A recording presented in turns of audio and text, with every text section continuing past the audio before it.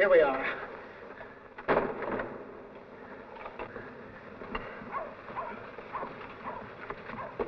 Look, it's still here.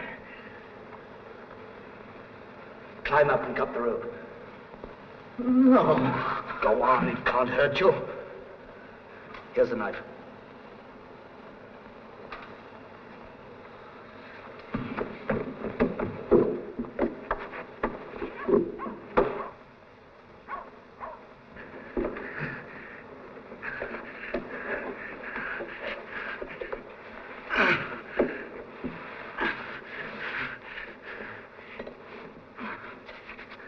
Look out. Here's the knife. Here I come. Is it all right? The neck's broken. The brain is useless. We must find another brain.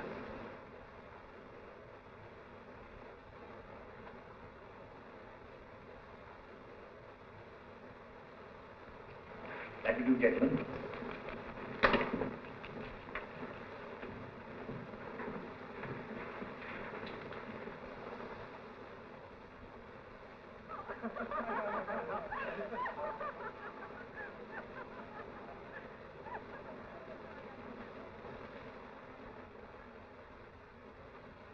And in conclusion, ladies and gentlemen, here we have one of the most perfect specimens of the human brain that has ever come to my attention at the university. And here the abnormal brain of the typical criminal. Observe, ladies and gentlemen, the scarcity of convolutions on the frontal lobe as compared to that of the normal brain, and the distinct degeneration of the middle frontal lobe. All of these degenerate characteristics check amazingly with the case history of the dead man before us, whose life was one of brutality, of violence and murder. Both of these jars will remain here for your further inspection. Thank you, gentlemen. The class is dismissed.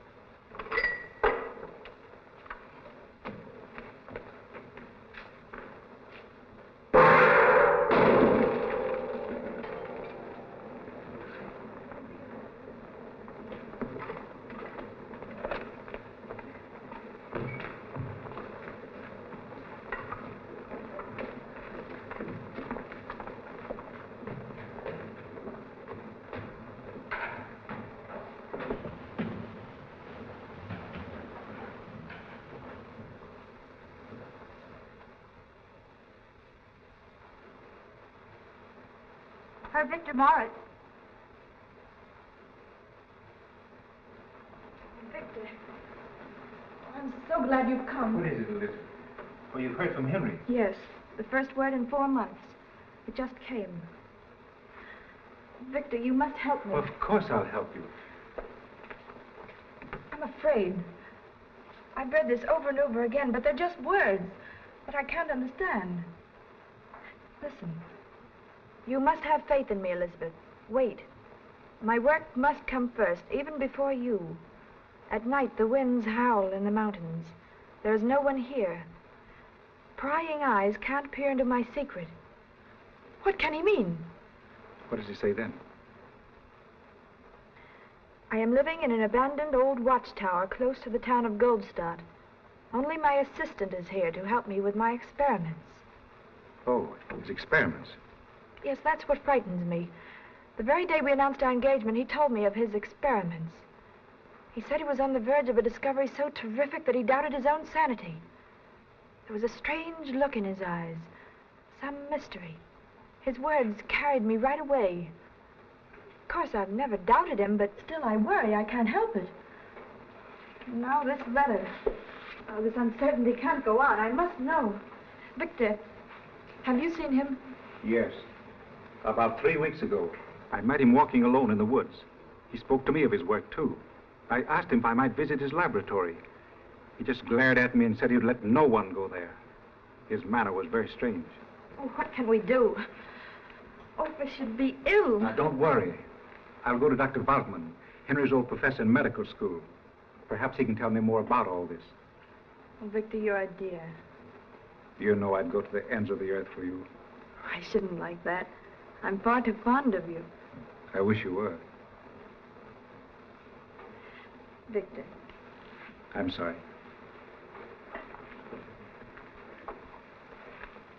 Good night, Victor, and thank you. Thank you. Good night. And don't worry.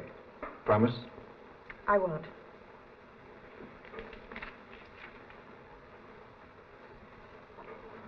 Victor, What is it? I'm coming with you. But Elizabeth, you can't do that. I must. I'll be ready in a minute.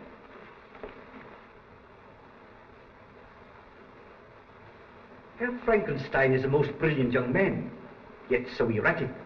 He troubles me. I'm worried about Henry. Why has he left the university? He was doing so well, and he seemed so happy with his work. Well, you know, his researches in the field of chemical galvanism and electrobiology were far in advance of our theories here at the university. In fact, they had reached a most advanced stage. They were becoming dangerous. Herr Frankenstein is greatly changed. You mean changed as a result of his work? Yes, his work. His insane ambition to create life. How? How? Please tell us everything, whatever it is. The bodies we use in our dissecting room for lecture purposes were not perfect enough for his experiments, he said. He wished us to supply him with other bodies, and we were not to be too particular as to where and how we got. I told him that his demands were unreasonable, and so he left the university to work unhampered. He found what he needed elsewhere. Oh, the bodies of animals. Well, what are the lives of a few rabbits and dogs? You do not quite get what I mean. Herr Frankenstein was interested only in human life.